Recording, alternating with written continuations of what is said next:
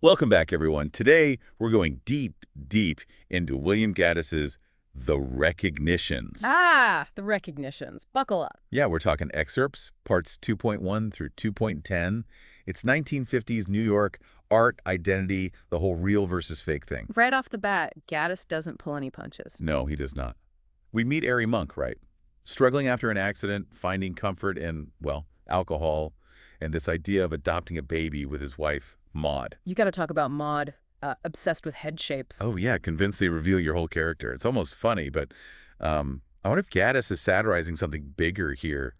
You know, society's obsession with appearances and snap judgments. What do you think? Oh, definitely satire. But I think it's more than just poking fun, like Maud's anxiety about control, right? It's all over the book. It's like she's forcing order onto this chaotic world, kind of like how Wyatt tries to control reality through his forgeries. Oh, wow, that's a good point. They're both battling the same anxieties, just in different ways.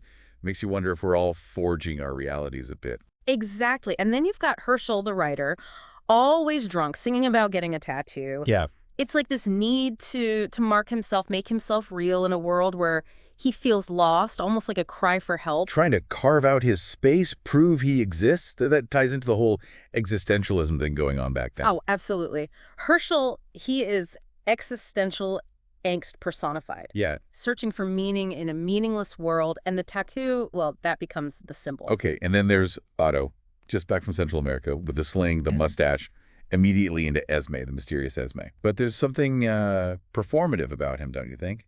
The sling, the mustache, the costume. Interesting how Gaddis contrasts him with Stanley, right? Aspiring organist, devoutly Catholic. Right. Stanley's grappling with real faith, real guilt, composing a mass for his sick mother, while Otto's curating an image. It's like Gaddis gives us these different ways of dealing with the world's anxieties. Stanley, he goes inward, religion is his comfort. Otto, he builds this outward persona, carefully crafted image of who he wants to be. And is it working for him? No. He's drawn to Esme, wrapped in mystery, claims to have a child, but no one's seen this child. Beautiful, ethereal.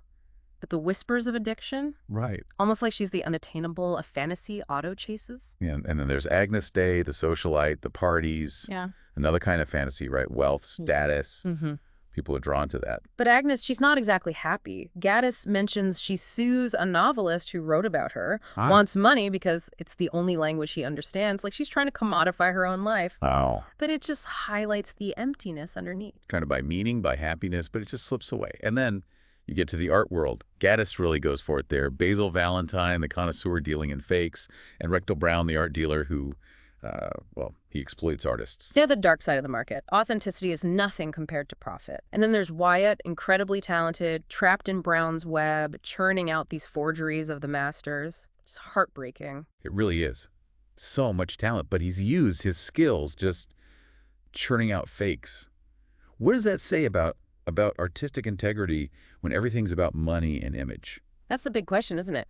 Is there even real art in a world where anything can be copied, faked?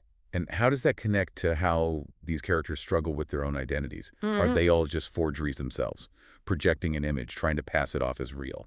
That is the question, and we see it play out in so many ways in these excerpts. So we've got these complex characters, this web of relationships, and these huge questions about art, identity, reality itself. Where do we even go from here? Let's dive into some of the specifics, the little stories and moments that Gaddis throws in. Because sometimes those tiny things, well, they hold the biggest insights. You know that story about the man coming down from the sky on an anchor? That really got to me. So bizarre. I know, right? It sticks with you. What do you make of it? Is Gaddis just playing around, or is there something more there? I think there's more to it. Think about it. He's descending from the sky, right? Heaven, the divine. But he's attached to an anchor, dragging him down, earthly, tethered. So, like, he's caught between these two forces, wanting to transcend but weighed down. Exactly. And then he dies, drowning apparently. It's like transcendence failed and he's pulled back into reality, the depths. Which ties back to what we were saying about the characters struggling with identity, meaning Yeah. all searching for something more but dragged down by, well, themselves. Like they're all drowning in their own ways. And that whole, another Blue Day thing. Yeah. Simple phrase, but it's heavy, you know? Disillusionment, wanting something more. Like they're stuck repeating these blue days blurring together, no escape. And that trapped feeling, it's strongest with Wyatt. Amazing artist, but essentially a prisoner in Brown's studio churning out forgeries. And Gaddis really gets into the how of it, Yeah. right? The aging process, the materials. It's like a science faking reality. Makes you wonder, is Gaddis saying all art is a forgery?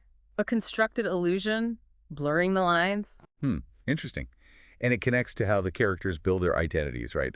Putting on masks, trying to be something they're not. Exactly. Agnes Day, her parties, Otto with the sling, the mustache, all performing, projecting an image. But Stanley, he seems like the real deal, right? His faith, his struggles. True, but even Stanley's wrestling with authenticity, composing this mass for his mother, so heartfelt, sacred music, but he's got these lustful thoughts about Agnes Day. So even his faith, it's got these cracks of doubt, temptation. Absolutely. And then you have Esme, this tension between the spiritual and, well, the earthly, drawn to saints' miracles, but there's the drug addiction rumors. Seeking transcendence, but pulled back into the darkness. That scene with the gas meter reader taking her heroin needle, darkly funny, but it's absurd, right? Bureaucracy over compassion. Like, even when we're desperate to escape, we're stuck in these systems, these structures. And those systems, they're all about surfaces, appearances, like the art market, valuing fakes over real expression. Okay, so we've got the big themes, the symbols, but I'm still stuck on those little details. The humor, the absurdity, Maud and the head shapes, Herschel's Dutch side song. Those details matter. They make the characters complex, real, relatable, even when they're being eccentric. And they reveal things, right? Like Otto pretending to read books. Small thing, but insecurity, wanting to seem smart. Exactly. Gaddis using satire to show how we project images, even if it means sacrificing who we really are. And Esme is saying she's a good model because she hasn't got any stomach.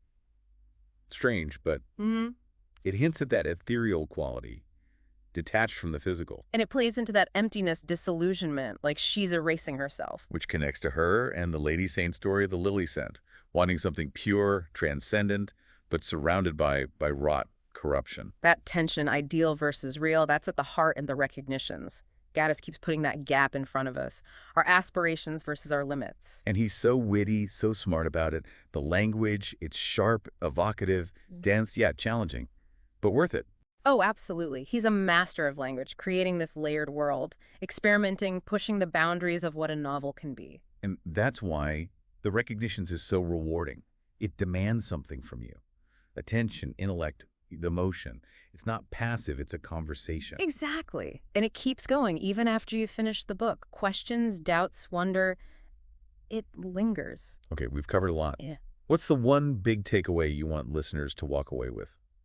Remember, The Recognitions is about searching for meaning, for what's real, in a world that's always trying to sell you a fake. It's about the masks, the roles, the ways we deceive ourselves and each other, but it's also about redemption, about art and beauty lasting, and holding on to hope even when things feel hopeless. Beautifully put. Yeah. And that hope, however fragile, is what makes The Recognition so powerful. It reminds us that even in the mess, the corruption, there's something to fight for, something to believe in. You know, even the little things in The Recognitions connect to that whole authenticity thing, like Maud with the head shapes. Right. So quirky, but it's about control, isn't it? Like she's trying to simplify people, make them fit into something she can understand. It reminds me of that old phrenology stuff. You know, reading personalities from bumps on your head. Exactly. And it's not that different from how we judge people now, is it?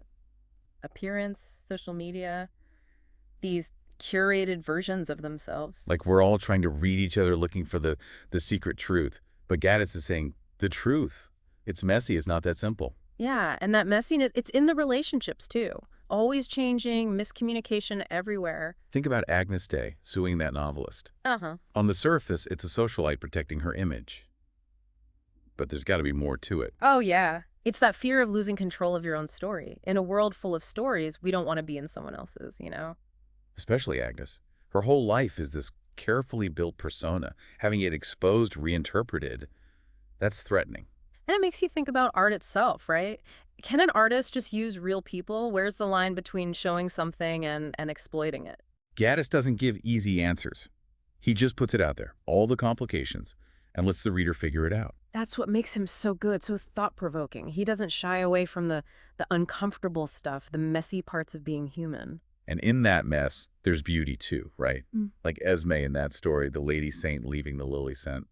So delicate, but it's full of longing sadness. It's what she wants, transcendence, something beyond her hard life. And the fact that those lilies, they rot, adds another layer. Trying to hold on to something pure, but she can't escape the decay around her. Which brings us back to another blue day, doesn't it? That feeling of being trapped, life just repeating, meaningless. But even in that, there are little rebellions. Herschel and his tattoo, so desperate to mark himself, be an individual in a world that wants to erase him. It is creation, in a way, taking control, even if it's just his body, his story for a little while. Trying to forge an identity, make something lasting when everything feels so fluid. Like Wyatt forging those paintings, right? Yeah. Taking the old, the established, and making it new. But it's tragic, because he's not free. He's just imitating his talent used for someone else's profit. And that's mirrored in how Brown treats him, controlling him, keeping him isolated. It shows how searching for realness, for meaning, it can be dangerous when power and money are calling the shots. But even then, Gaddis says there's still hope. Moments of grace, of connecting, of beauty that keeps us going. Like Otto and Rudy wanting to steal that relic for Stanley, saying it's from the Pope. It's crazy, but it's also kind of sweet. Yeah, it's that desire for a miracle, something to break the ordinary, make life meaningful. Even when we're being fools, being desperate, we can still be kind. And that kindness, even small, that's what redeems us, what makes life worth it, even when things are tough. So for our listeners diving into the recognitions for the first time, what should they keep in mind? Patience. Gaddis makes you work for it. Don't be afraid to get lost, to really see the details, the ambiguity, and most importantly, ask questions. Because this book, it stays with you. It challenges you. It shows you what art can be. And it leaves you with this feeling of awe at how complex people are. And that's it for this deep dive into the recognitions. We hope you've enjoyed the journey with us. Keep thinking, keep questioning, and keep diving deep. We'll see you next time.